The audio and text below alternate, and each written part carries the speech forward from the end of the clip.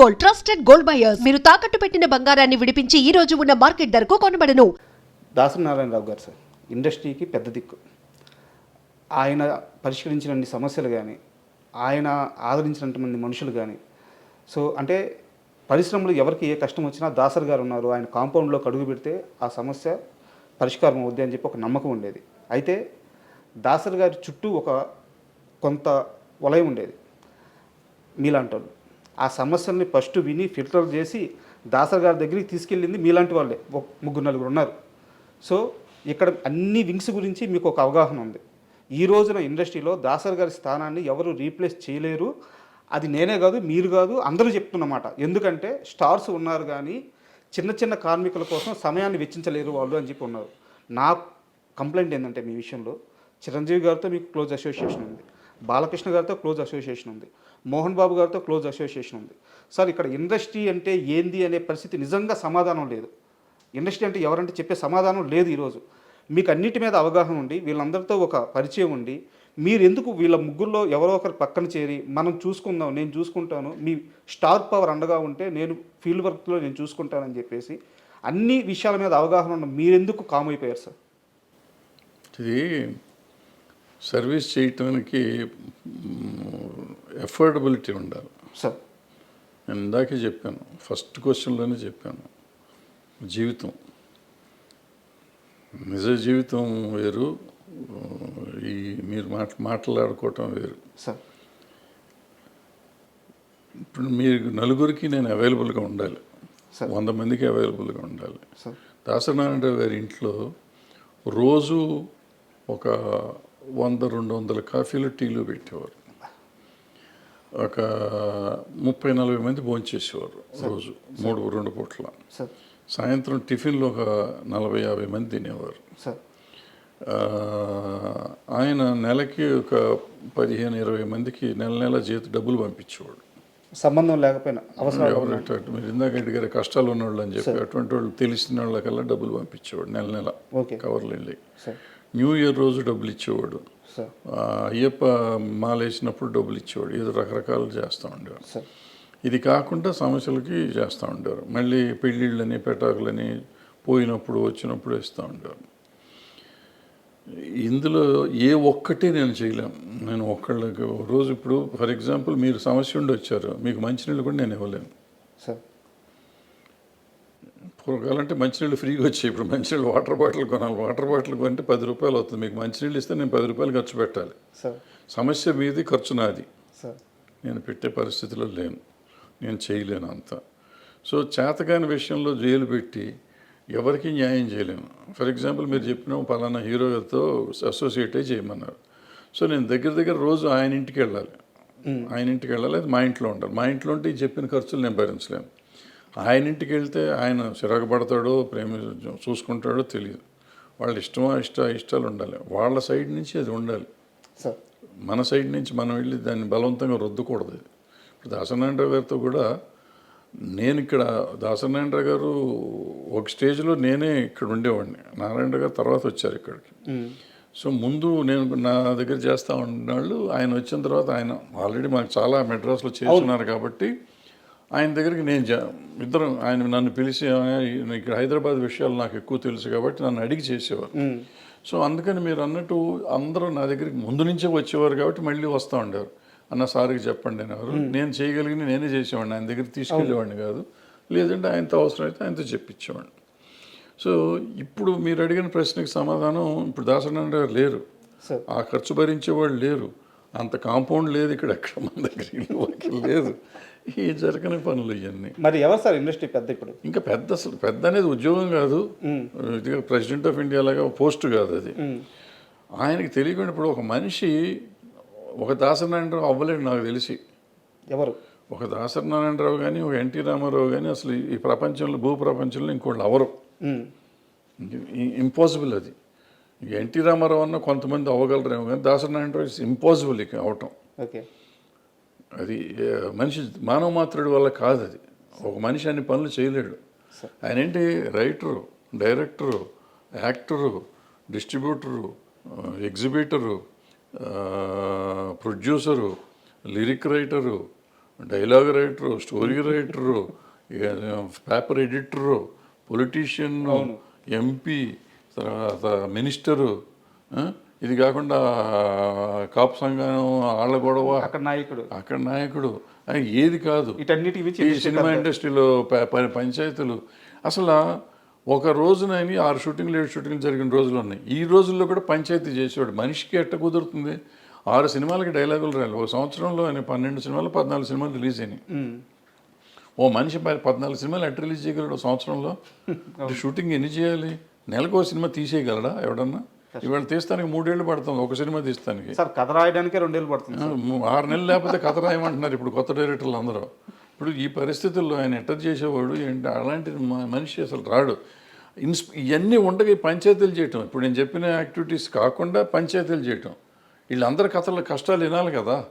వచ్చినాడు ప్రతివాడు కష్టం వినాలి. షూటింగ్ చేస్తాడా? ఇప్పుడు ఆయన పక్కన 4 ఫ్లోర్లో షూటింగ్ జరుగుతుంది. 4 ఫ్లోర్లో షూటింగ్ సంగతి చూడాలా? లేకపోతే నా బోటి వాళ్ళకి డైలాగులు రాసి పెట్టేవాడు అది చూడాలా? లేకపోతే ఈ వచ్చిన పంచాయతీ చూడాలా? లేకపోతే ఈ కాపు సంఘం మీటింగ్ చూడాలా? ఏది చూడాలి? అందరూ అక్కడ బయట వెయిటింగ్లో ఉండేవారు. మానవుడికి సహజం అది కుదురుతుందా? ఇవాళ మీరు చెప్పే ఎవరికన్నా ఏ పెద్దలకన్నా కుదురుతుందా? చేయగలరా? ఇంపాసిబుల్. అది గురించి మర్చిపోండి. సో ఆ పెద్ద అనేది లేదు, పోస్టు లేదు, ఏం లేదు. ఆయనకి ఏదో వచ్చేసింది, జరిగిపోయింది, ఇంకెప్పుడు జరగదు ప్రపంచంలో. అది ఆయన తెచ్చుకుంది కాదు ఆయన స్వభావం వల్ల స్వభావం వల్ల వచ్చింది ఆయన.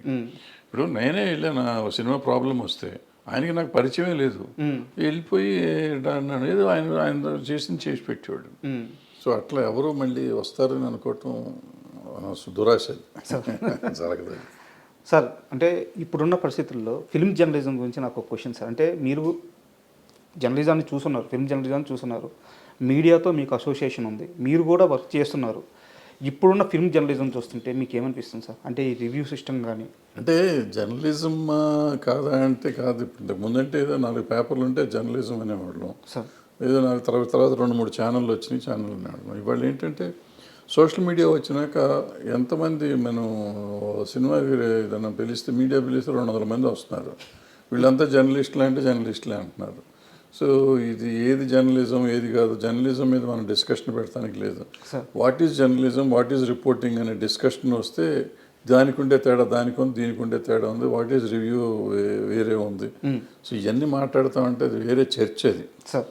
సో వీళ్ళల్లో ఎవరు రివ్యూవర్స్ కాదు, వీళ్ళు ఎవరు క్రిటిక్స్ కాదు, వీళ్ళలో మెజారిటీ అందరూ కాదు, అందులో కొంతమంది నిజమైన క్రిటిక్స్ ఉన్నారు, నిజమైన రివ్యూవర్స్ ఉన్నారు. సో వీళ్ళందరినీ మనం సీరియస్గా తీసుకోవటం అనవసరం. ఎందుకంటే వాళ్ళు యూట్యూబ్ వచ్చినాక అది అందరికీ కొంతమందికి ఉపాధి అయిపోయింది.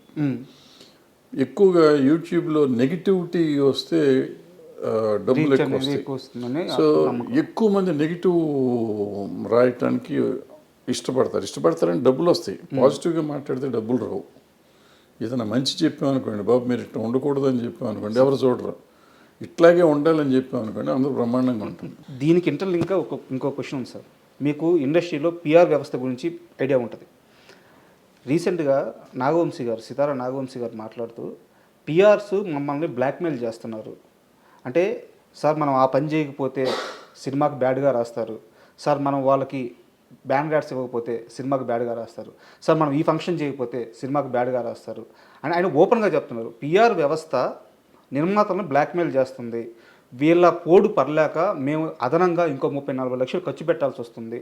అంటే ఏ నిర్మాతకు కూడా ఇప్పుడు ఆయన మాటల ప్రకారం నిర్మాతలకి పిఆర్ వ్యవస్థను కానీ ఈ ఫిల్మ్ జర్నలిజంలో సోకాల్డ్ జర్నలిజం అని చెప్పుకుంటున్న వాళ్ళని కానీ ఎంటర్టైన్ చేయాలని ఏ నిర్మాతకి లేదు. అంటే నిర్మాతలను బ్లాక్మెయిల్ చేసే స్టేజ్కి ఈ పిఆర్ వ్యవస్థ కానీ ఫిల్మ్ జర్నలిజం కానీ వెళ్ళిందే? అసలు ఆ మాట తప్పది. ఇప్పుడు బ్లాక్మెయిల్ చేయబడే పరిస్థితులు నేను ఉన్నానా లేదా? నేను ఒక నిర్మాతగా నా కంటెంట్ని నేను నమ్మాలి సార్. నేను ఎవరిలో చెప్పిన మాట విని చేయాల్సిన అవసరం లేదు. నాకు అవగాహన ఉండాలి. నేను సినిమా తీసినప్పుడు నేను ఇది చేస్తే ఇది ఉంటుంది, ఇది చేస్తే ఇది ఉంటుంది. సలహాలు తీసుకోవటం తప్పులేదు, సలహాలు ఎవరైనా చెప్తే వినటం తప్పులేదు. బట్ సలహాని ఎంతవరకు మనం వాడుకోవాలి అనేది మనం ఆలోచించుకోవాలి. పిఆర్లు ఏదో చెప్తూ ఉంటారు. ఇప్పుడు ఏమవుతుంది, ఇప్పుడు నేను ఏం చేస్తాను, సినిమా తీశాను అనుకున్నాను ఫర్ ఎగ్జాంపుల్. ఆ సినిమా తీసినాక ఒక సినిమా ఫ్లాప్ అయింది. ఫ్లాప్ అయితే నీ బోటోడు వచ్చి సార్ మీరు సరిగ్గా ప్రమోట్ చేయలేదు సార్ అంటాను. సరిగ్గా ప్రమోట్ చేయలేదంటే నేనేమంటాను, పిఆర్ని పట్టుకుని నువ్వు సరిగ్గా పిఆర్ చేయలేదురా అంటాం. పిఆర్ చేయలేదంటే ఆ పిఆర్ ఏమంటాడంటే నువ్వు అదిగో అక్కడ కవర్ ఇవ్వలేదు, లేదా ఇక్కడ నువ్వు ప్రీ రిలీజ్ ఫంక్షన్ పెట్టలేదు, లేదంటే ఆడియో ఫంక్షన్ పెట్టలేదు, ఏదో పెట్టలేదు, పెట్టుంటే పబ్లిసిటీ అయ్యేది, లేదంటే సోషల్ మీడియా వాళ్ళకి డబ్బులు ఇచ్చి ఉండాల్సింది, లేకపోతే నువ్వు ఇందాక చెప్పినట్టు ఆడియో కొని ఉండాల్సింది, వ్యూవర్షిప్ కొనాల్సింది, ఇటువంటి రకరకాలు ఏదో చెప్తూ ఉంటారు. ఇవన్నీ చేసినప్పుడు మిలియన్స్ ఆఫ్ వ్యూస్ వచ్చిన సాంగ్స్ వచ్చిన సినిమా ఉంది, దానికి ఓపెనింగ్ రాని సినిమాలు చాలా నేను చెప్పగలను, పేర్లు చెప్పగలను. మరి ఎందుకు రావట్లేదు అంటే ఏది బ్యాడ్ టాక్ అంటారు, బ్యాడ్ రివ్యూస్ అంటారు. మనకి మొన్న వచ్చిన కల్కి సినిమా ఉంది, 2.5 ఇచ్చారు చాలామంది, బ్యాడ్ రివ్యూ కూడా ఉంది. మరి అది చాలా 1200 కోట్లు 1300 కోట్లు చేసిందిగా. మరి ఎందుకు చేసింది? దేవరా సినిమా పోయిందన్నారు, దానికి 2.5 ఇచ్చారు, మరి అది 300-400 కోట్లు చేసిందిగా. సో ఇవన్నీ రివ్యూలను చూసి వస్తారు జనం, రివ్యూలు చూస్తే రారు, లేకపోతే పిఆర్ చెప్తే చేశాడు అనేది. మనం మన సినిమా తీసి సార్ వర్షం వచ్చినందుకు నాకు కలెక్షన్ లేవు, ఎండ ఎక్కువగా ఉంది కలెక్షన్ లేవు, మరి పక్క థియేటర్లో సినిమా ఫుల్ అవుతుంది, పక్క థియేటర్లో సినిమా ఫుల్ అవుతుంది, నా థియేటర్లో ఫుల్ అవట్లా. నా సినిమాకి ఎండ, నా సినిమాకి వర్షం వస్తుంది, కానీ పక్క సినిమాకి ఎండ వర్షం రాదా?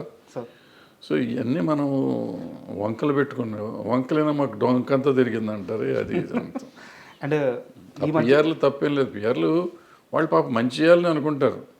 ఏమవుతుంది, పక్క సినిమాకి వాళ్ళు పాత ఇంకో పిఆర్ అది చేసి ఉంటాడు, అది చేసినప్పుడు ఆ సినిమా లక్కీగా ఆడి ఉంటుంది. పిఆర్ చేసినందుకు ఆడతారు.